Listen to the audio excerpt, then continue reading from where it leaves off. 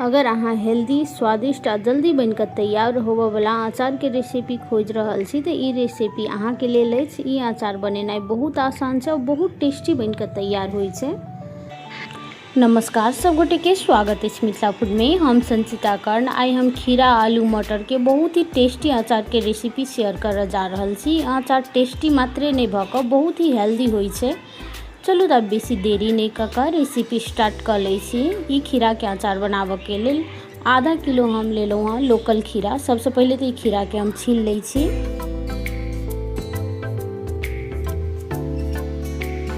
खीरा छिलला के बाद एकर जड़ लंग के काट कऽ एके 1 मिनट तक घस लेब। एना घसला से ई लोकल खीरा हल्का तीत होइ छै, से तीत निकल जाइ छै। ताहिके बाद मिरचाई के काट लेब। मिरचाई के हम चीर कऽ दू टुकड़ा में काट ले लिया।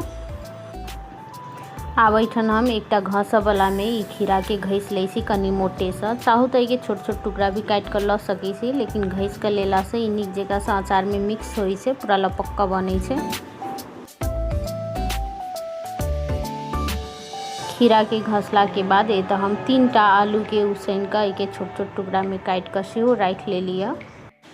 अब अचार में फोरन देबऽ के लेल एकटा पैन में 2 चम्मच सरसों के तेल में 1 चम्मच 5 फोरन राख कऽ पका ले लिया। ताहिके बाद एहिमे हम हरियर मिरचाई जे कटने छलहुँ हँ ओ राख कऽ 1 मिनट के लेल पका ले लिया। साथे 1 चुटकी में हल्दी धऽ देलिए, जैसे कि कलर नीक एतै। अब ई फोरन के एतऽ हम अचार में राख लेलहुँ हँ। साथे 3 चम्मच रख लिए एतऽ हम आलस के पीस कर रखने छलिए भूज कऽ से पाउडर। साथे 1 चम्मच नून, 1 चम्मच जीरा धनिया और मरीच के भूज के हम पीस कर रखने छलिए से पाउडर राख लेलहुँ हँ। साथे 1 कागती के रस गारि कर राख ले लिया।